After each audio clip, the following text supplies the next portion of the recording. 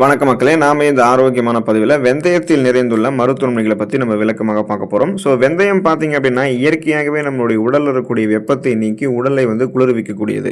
குறிப்பாக வெந்தயத்தில் மாவுச்சத்து, கொழுப்புச்சத்து, நீர் சத்து, புரதச்சத்து எல்லாமே இருக்குது. இது கூட பார்த்தீங்கன்னா சுண்ணாம்பு சத்து, சோடியம், இரும்பு சத்து, பொட்டாசியம் போன்ற தாது பொருட்களும், ரிஃபோஃப்ளோவின், தயாமின், விட்டமின் ஏ போன்ற ஊட்டச்சத்துக்களும் அதிகமாகவே இருக்குது. இந்த அத்தனை ஊட்டச்சத்துக்களுமே வெந்தயம் நமக்கு கொடுத்து என்னென்ன மருத்துவமனைகளை கொடுக்குது அப்படின்றத விளக்கமாக நம்ம பார்ப்போம். அதை பற்றி பார்க்குறதுக்கு முன்னாடி இந்த வீடியோவுக்கு மட்டும் ஒரு லைக் கொடுத்துட்டு இந்த தகவலை உங்களுக்கு தெரிஞ்சவங்களுக்கும் ஷேர் பண்ணிவிடுங்க. ஏன்னா இது அவங்களுக்கும் பயனுள்ளதாக இருக்கக்கூடிய ஒரு ஆரோக்கியமான பதிவு தான். இது போன்ற அப்டேட்ஸ்களை நீங்கள் தொடர்ந்து பார்க்குறதுக்கு நம்மளுடைய ஹெல்த் நியூஸ் தமிழ் சேனலை மறக்காமல் சப்ஸ்கிரைப் பண்ணி வச்சுக்கோங்க. பக்கத்தில் இருக்கக்கூடிய பெல் பட்டனையும் கிளிக் பண்ணி ஆல் அப்படின்ற ஆப்ஷனையும் செட் பண்ணி வச்சுக்கிட்டீங்க அப்படின்னா நாங்கள் போடக்கூடிய எல்லா அப்டேட்ஸும் உங்களுக்கு நோட்டிஃபிகேஷன் அடிக்கடி சேரும். சரிவாங்க மக்களே, இப்போ வீடியோக்குள்ளே போடலாம். இதய அடைப்பை தவிர்க்கிறதுக்கு வெந்தயத்தை நம்ம எடுத்துக்கொள்ளலாம். அப்போ தான் இதயம் நம்ம வெந்தயத்தை எடுத்துக்கொள்ளும் போது ஆரோக்கியமாக இருக்கும். வெந்தயத்தில் இருக்கக்கூடிய பொட்டாசியம் சத்தினால நம்முடைய இதய துடிப்பும் ரத்த கொதிப்பும் சீராக இருக்கும். ஏன்னா பொட்டாசியம் நம்முடைய நரம்புகள் இருக்கக்கூடிய இறுக்கங்களை தளர்த்தி நரம்புகள் வழியாக ரத்த ஓட்டத்தை உடல் உறுப்புகளுக்கு போதுமான அளவுக்கு பாய்ச்சும். இதனால இதயத்துக்கும் ரத்த ஓட்டம் போதுமான அளவுக்கு போவதால இதய அடைப்பு அப்படின்றது ஏற்படாது. வெந்தயத்தில் இருக்கக்கூடிய நார் சத்தானது இதய அடைப்பை வரவிடாமல் முன்னாடியே தடுக்கும். ஸோ வெந்தயத்தை நீங்கள் அதுக்கு என்ன பண்ணணும் அப்படின்னா சீமை புளி, அத்திப்பழம், திராட்சை இவைகள் அனைத்தையும் ஒரே அளவாக எடுத்துக்கொண்டு நீரோட தேன் கலந்து சாப்பிடும்போது இதய வலி, மூச்சடைப்பு இதெல்லாம் உங்களுக்கு நீங்க ஆரம்பிக்கும்.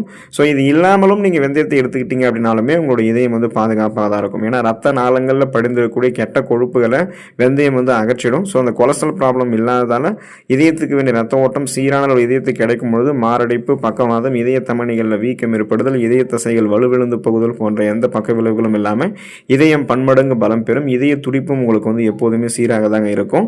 அதனால தான் அந்த கொலஸ்ட்ராலை குறைச்சிட்டு இதயத்தை ஆரோக்கியமாக பராமரிக்கிறதுக்கு வெந்தயத்தை நீங்கள் எடுத்துக்கலாம். சர்க்கரை நோயை கட்டுப்படுத்துவதற்கு வெந்தயத்தை எடுத்துக்கலாம். இப்போ நீங்கள் உங்களுடைய ரத்தத்தில் இருக்கக்கூடிய சர்க்கரை அளவை கட்டுப்படுத்தணும் அப்படின்னா கார்போஹைட்ரேட் குறைவாக இருக்கக்கூடிய உணவுகள் எடுத்துக்கொள்ளணும். நார் சத்து மற்றும் கடுமையான உணவு பழக்க வழக்க நடைமுறைகளை மேற்கொள்ளணும். அப்போ தான் நம்மளுடைய ரத்தத்தில் இருக்கக்கூடிய சர்க்கரை அளவு குறைய ஆரம்பிக்கும். வெந்தயத்தில் கரையக்கூடிய நார் சத்து இருக்கிறதால ரத்தத்தில் உள்ள சர்க்கரை அளவு குறையும். அமினோ அமில சத்து வெந்தயத்தில் இருக்கிறதால இன்சுலினுடைய சுரப்பியை நம்ம உடல்ல சீராக வைக்கக்கூடியது வெந்தயம். இதனால இரவு நேரங்களில் வெந்தயத்தை தண்ணீரில் ஊற வச்சுட்டு விடிந்ததும் அந்த தண்ணீரோட சேர்ந்த வெந்தயத்தை நீங்கள் குடிச்சிட்டு வந்தீங்க அப்படின்னா உங்களோட ரத்தத்தில் இருக்கக்கூடிய சர்க்கரை அளவு குறைய ஆரம்பிக்கும். உங்களுடைய இன்சுலின் சென்சிட்டிவிட்டி மேம்பட ஆரம்பிக்கும்.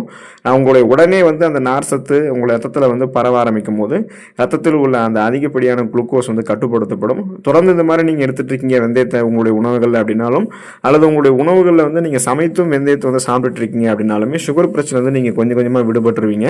உங்களுக்கு சுகர் ப்ராப்ளம் இல்லை, இனிமேலும் நம்ம சுகர் ப்ராப்ளம் இல்லாமல் ஆரோக்கியமாக இருக்கணும்னு நினைச்சீங்கனாலும் இப்போ இருந்தே வெந்தயத்தை எடுத்துக்கிட்டீங்கன்னா சுகர் ப்ராப்ளம் வராமல் நீங்கள் ஆரோக்கியமாக இருப்பீங்க. செரிமானத்தை தூண்டக்கூடியது வெந்தயம். சில சமயங்களில் நம்ம உண்ணக்கூடிய உணவானது செரிமானம் ஆகாமல் மலச்சிக்கலை அது உண்டாக்கிடும். அப்போ நிறைய பேருக்கு பார்த்தோம்னா உணவுகள் செரிக்காமலும் அஜீரணம் தொடர்பான பிரச்சனைகளுமே ஏற்படுத்திடும். வெந்தயத்தில் இருக்கக்கூடிய நார் சத்து செரிமானத்தை ஊக்குவித்து மலச்சிக்கலை நீக்கி உடலில் இருக்கக்கூடிய நச்சுக்களை, கழிவுகளை வெளியேற்றுவதற்கு ஹெல்ப் பண்ணுது. அது மட்டும் இல்லாமல் வெந்தயம் நம்மளுடைய உடலுக்கு குளிர்ச்சியை கொடுக்குது. சிறுநீரகத்தை சீராக நமக்கு ஆரோக்கியமாக வைக்கிறதால அந்த சிறுநீர் வழியாக கழிவுகள்லாம் நம்மளுடைய உடம்புலேருந்து வெளியேறிடும். நம் உடம்பை வறட்சியிலிருந்து மீட்டு பாதுகாப்பு கொடுத்து உடலுக்கு சூடு ஏற்படாமல் பாதுகாக்க வைக்கும். நன்றாக பசிக்கக்கூடிய தன்மையுமே கொடுத்து நரம்புகளையுமே நமக்கு வெந்தயம் பலப்படுத்துதுங்க. ஸோ அதனால் பார்த்தீங்கன்னா நீங்கள் உங்களுடைய உணவுகளோட வெந்தயத்தை நீங்கள் சேர்க்கும் போது நீங்கள் சாப்பிடக்கூடிய உணவுகள் செரிமானமாகும். செரிமானமான உணவுகள் ஊட்டச்சத்துக்கள் உறிஞ்சப்படும். ஊட்டச்சத்துக்கள் உறிஞ்சப்பட்டது போக மீதம் இருக்கக்கூடிய கழிவுகள் உங்களுடைய குடல்கள் வெளியேற்றப்பட்டுவிடும். ஒட்டுமொத்தமாகவே வயிறு, குடல் ஆரோக்கியம் மேம்பாடு அடையும். செரிமான மண்டலம் எப்போதுமே உங்களுக்கு ஆரோக்கியமாக இருக்கும். நீங்கள் வெந்தயத்தை எடுத்துக்கிட்டிங்கன்னா உங்களுக்கு அந்த வயிற்று கடுப்பெல்லாம் கூட இருக்கவே இருக்காது.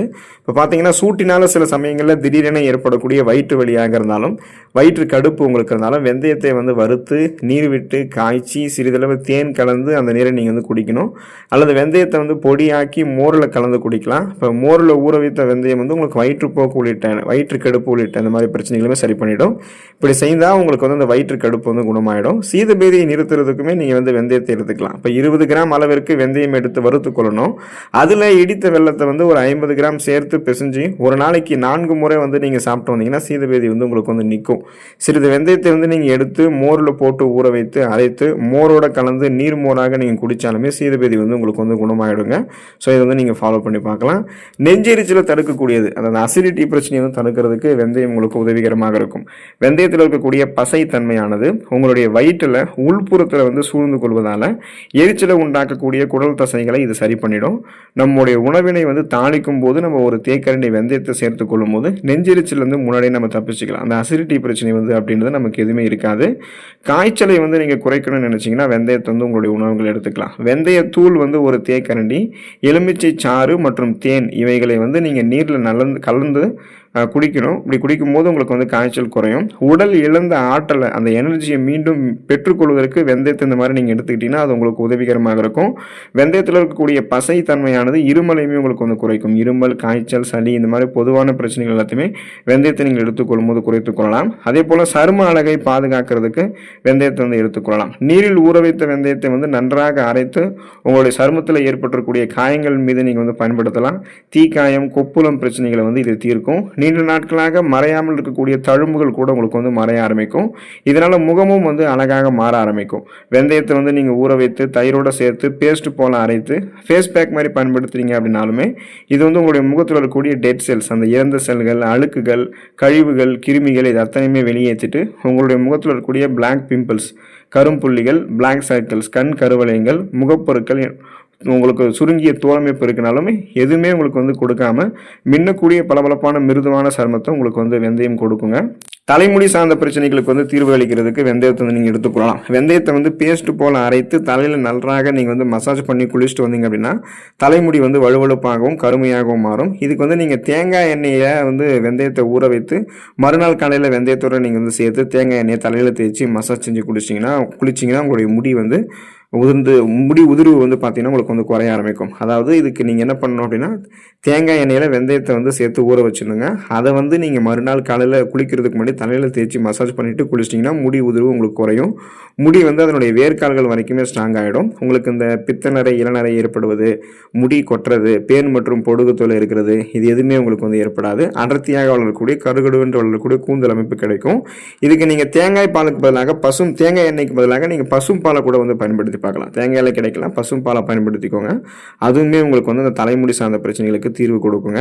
ஸோ இந்த அளவுக்கு நீங்கள் நிறைய மருத்துவமனைகளை பெற்று நலமோடு வாழணும் அப்படின்னா உங்களுடைய உடல்களில் இருக்கக்கூடிய அந்த சூடை வந்து குறைச்சிட்டு உடலில் இருக்கக்கூடிய கழிவுகளை வந்து நீங்கள் வெளியேற்றிக்கிட்டீங்க அப்படின்னா நீங்கள் எப்போதுமே ஆரோக்கியமாக இருக்க முடியும். ஏன்னா நம்மளுடைய உடலில் பல்வேறு விதமான பிரச்சனைகள் ஏற்படுவதற்கு நம்ம உடலில் தேங்கக்கூடிய நச்சு கழிவுகள் தான் காரணம். அதெல்லாம் வெளியேற்றிக்கிறதுக்கு நம்ம வெந்தயத்தை எடுத்துக்கொள்ள வேண்டியது அவசியமாக இருக்குங்க. ஸோ வெந்தயம் வந்து நம்மளுடைய சமையலில் அன்றாடம் கட்டாயம் சிறிதளவு நீங்கள் சேர்த்து கொண்டுட்டே இருக்கீங்க அப்படின்னா அது வந்து உங்களுக்கு சுவை கசப்பாக இருந்தாலும் சில வகையான குழம்பு வகைகளுக்கு கூட அதிக சுவை கூட்டுவதற்காக தான் அதை வந்து எடுத்துக்கிறாங்க. ஸோ நீங்களுமே உங்களுடைய உணவுகளை எடுத்துக்கிட்டிங்கன்னா அடிப்படையான அத்தியாவசியமான ஊட்டச்சத்துக்கள் வந்து வெந்தயத்தின் மூலமாக உங்களுக்கு கிடைக்கிறதால பல்வேறு விதமான மருத்துவ நன்மைகள் கிடைக்கும். நோய் எதிர்ப்பு சக்தி திறன் பெறுவதால் எந்த நோயுமே இல்லாமல் நீங்கள் நலமோடு வாழலாம். தொடர்ந்து வெந்தயத்தை எடுத்துக்கொண்டு ஊட்டச்சத்துக்களை பெற்று நலமோடு வாழக்கூடிய வாய்ப்பை பெறுங்க. அடுத்த ஆரோக்கியமான பதிவில் மறக்காமல் சந்திப்போம். நன்றி மக்களே.